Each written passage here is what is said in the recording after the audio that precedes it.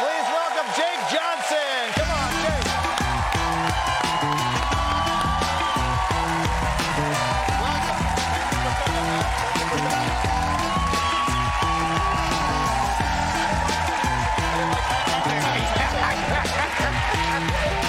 I gave you a pickleball one. I didn't like our handshake, and then we redid it, and it was solid. You know what, Kosta? I'm a bit of a hack. I saw the audience, and I turned out. You did? Look, I didn't watch the movie. I understand. I don't like pickleball. It's a hobby. It's not a sport. I despise it. What's it about? Don't you that. I'm here representing the Pickleball Association. What is this film about? I can tell already by some of the jokes you guys laughed at. This is a pickleball audience. What's the film about? The film is about a former tennis pro. Yep. That's a great sport. Who's got a lot of bluster. Yep. Started doing pretty good. Met Andy Roddick in a match. Yep. Got beat by Roddick. Mm-hmm. Did you ever play against Roddick? I wasn't that good. Okay.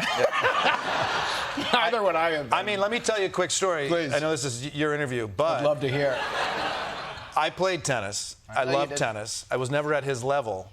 But when Apple sent me the screener for this, you know how they put your name as a watermark? Yes. So at one point, you're playing against him, and it was my name playing against Roddick, and I'm like, this is my dream. This is my dream to play Roddick. Yes. So in a way, I was living vicariously through you. Well, one thing really fast I need to say about tennis. Yeah. After working with Brad Gilbert, he was my coach. I got to ask you about that. Okay. I got some stuff. I love Gilbert. Okay, good. And I saw it when I first saw you, and I noticed you were tall. Yeah. You got great legs, Kosta. So what? No, I don't say no. I say that as a tennis man to a tennis man. We notice each other's legs. Because the game is all about the legs, baby, and you got the legs to go pro. Thank you very much. I threw you because you know it's right. You got beautiful long legs, my man. Well, and this is the thing. In the sport of tennis, you can actually talk about a man's legs because it's important. Well, so what happened with Brad Gilbert is... Brad Gilbert, by the way, a legendary tennis coach. First of all, a legendary tennis player. Yes. Wrote this amazing book on tennis called Winning Ugly. Which is awesome. Which is an amazing book. But now he kind of helps the stars learn tennis. He's just such a great character. Yeah. And he's having so much fun. So he just kind of helped me do it as we went. But as we were hanging out a lot, we would see younger people playing at these tennis clubs. Yeah. And I'd be going, is that kid worth a damn? Right. That kid's going to college. How's he doing? Yep. And then he started saying, look at the legs, Jeff. And then when I met Roddick, I said to Roddick, I was gabbing about Brad. Yeah. Because Roddick's so funny. He's and great. I was like, Gilbert's such a character. All he wants to do is talk about legs like a weirdo. Yeah. And Roddick goes, that's not funny. That's what we do. I was like, all right, that's cool. Legs are important in the sport of tennis. Legs are important. And what I will say is I got pickleball legs, baby. Okay, well... I'm low to the ground. I can squat, and I can nail that little wiffle ball. The movie is really funny. Thanks, I had laugh out loud you. moments. I wasn't rooting for you or the film. I was only mad that I wasn't in the film. I wish you were. And it won me over. It is so funny. There's so many good hard jokes. You got to play against Andy. Yes. Roddick. You got to play a lot of pickleball with him. I did. I was actually truly nervous. We do that big third act sequence where we battle against each other. Right. The director wanted 14-point sequences. Wow. I know. Wow. In a oneer. And like here to the back end and here. Yeah. No, it's so hard. It's very hard. And Andy hits it so hard. Yeah. And he gets so mad at himself when he misses. Yeah. Which I don't know if it's a tennis thing. Well, there's a reason that he was one in the world and I was 864. I mean, he didn't miss. And also, you were chill on yourself. I was exactly like, if I missed, I was like, it's okay. It happens. It's a long sport. It's a hard game. But we'd be playing and he would hit it and miss a little bit and it'd be fine. When you said you were training with Brad Gilbert, what does that mean? You live in L.A. He's in L.A. You know the film is coming up, and what are you working on? Because there's not like so many scenes of you playing tennis. Well, I gotta serve it. Yeah. You do have to serve it. Did you work on the grip with him? Not so much. I felt like maybe there could have been some grip work done there. You think my grip would? No way. No way, Kosta. We're going to have Brad Gilbert on Monday. Are you? No. No, here's what we worked on a what'd you lot, work and on? this is the absolute truth. He's a man who likes to drink and smoke a little bit of weed, and so do I. Let's go! Yeah, let's go. Not true. We worked a lot. We worked hard. Yeah. And for a guy who's never played, and I said this before, and I'll say it again, but I do a great job as a player. Yeah. Holy mackerel. Yeah. I look like a real player. I blow people away, and I'd love to get you on the court, Costa. You versus me for $100,000. I would love that. Let's do it. Would love that. Zooming out. Please. Okay, your career's en fuego right now. It's crazy. A lot of people know you from New Girl. Yes, sir. You were on for 8 seasons. Yeah. Amazing job. But you have this Midwest sensibility that I love. I get you, okay, brother. and that I love, and I can tell that you care about the craft. Yes, I do. And not as much about the stardom or the fame, and I mean that as a compliment. That's a fact, man. Is this because you're from Chicago? Is this because you're a Midwest guy? Is this because you had good parents? Is it all a lie and it's a manufactured branding image? I'm trying so hard to be a big star, baby. It's not working. I'm spinning.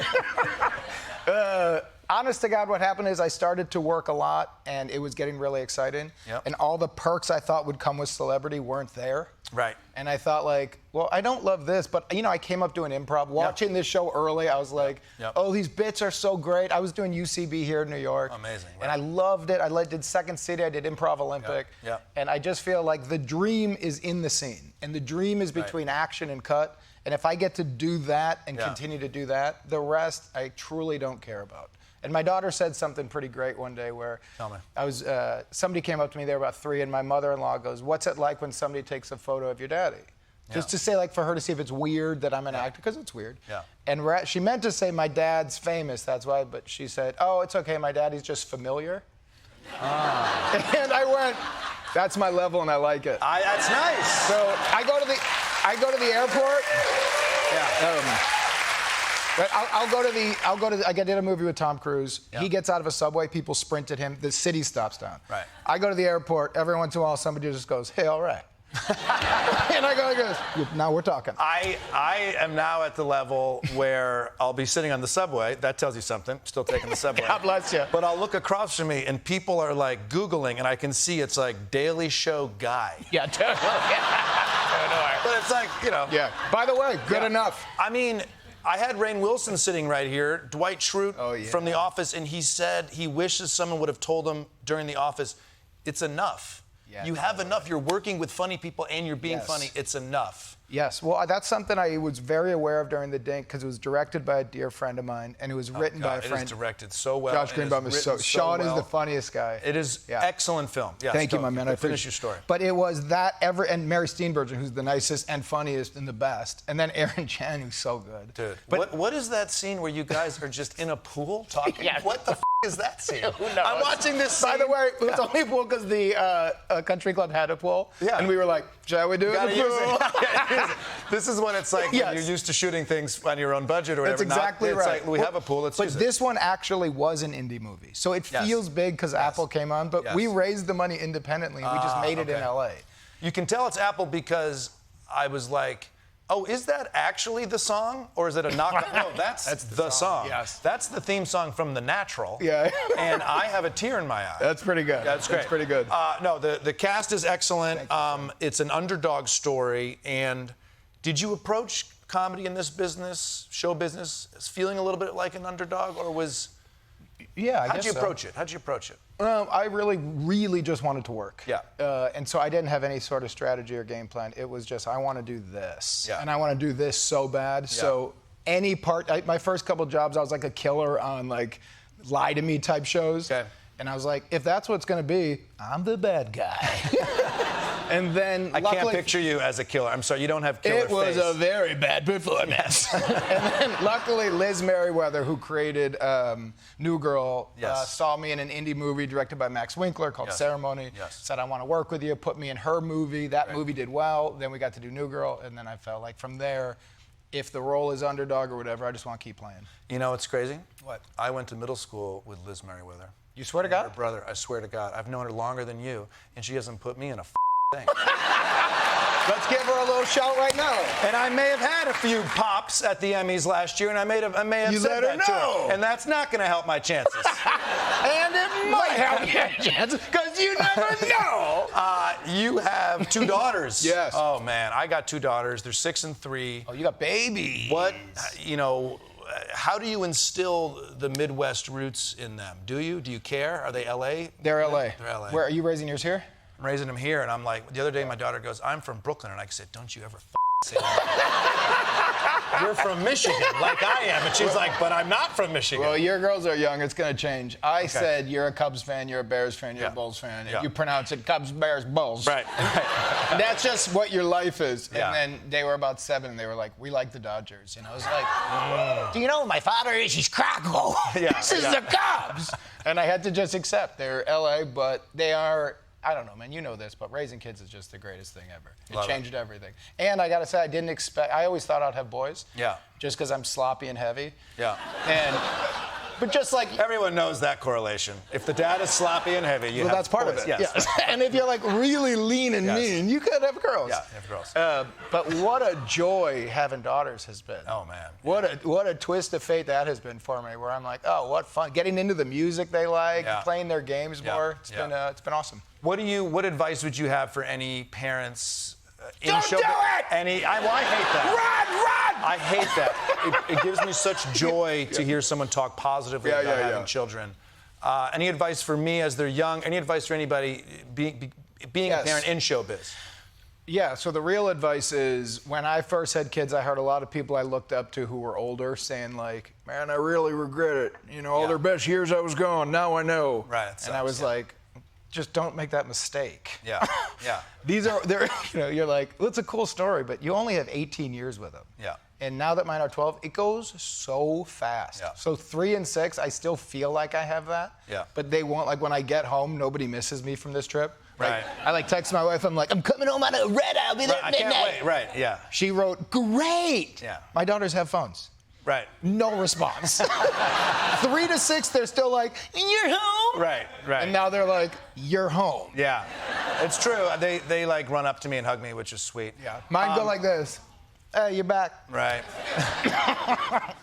You have a podcast where you give advice to people? You would be great on it. I'd be great because I need so much advice. I would actually love you to please come on. I would love to do that. I would love to do that. You'll be perfect. I think it's funny that you may have come on The Daily Show just to book your podcast. Well, I'm our segment producer.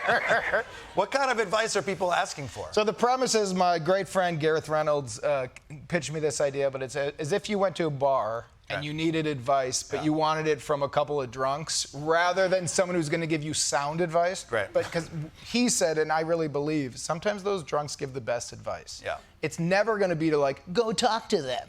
Right. Right. Like, I'm having a problem with my boss. What should I do? Confront him. No. Right. Dress up like a pirate, sneak in through the air ducts, put Parmesan cheese all over the floor, and that'll teach them. Right. And what happens is we weren't sure how bitty our show was going to be. Okay. But then when we realized is what we love is the follow-ups because the community does the stuff, and then they follow up and they'll be like, putting the cheese on the floor was a mistake. It did bring rats. And so Gareth was like, we have to put a disclaimer. So at the end, we're now like, maybe don't do the really dumb ones. Right. But we're here to help. We love making it. And truly, I'd love to have you on. Well, I would love to do that. And also, it just goes to show in life, you don't always need perfect advice. You need someone to talk to. Sometimes that helps. How about that, bro?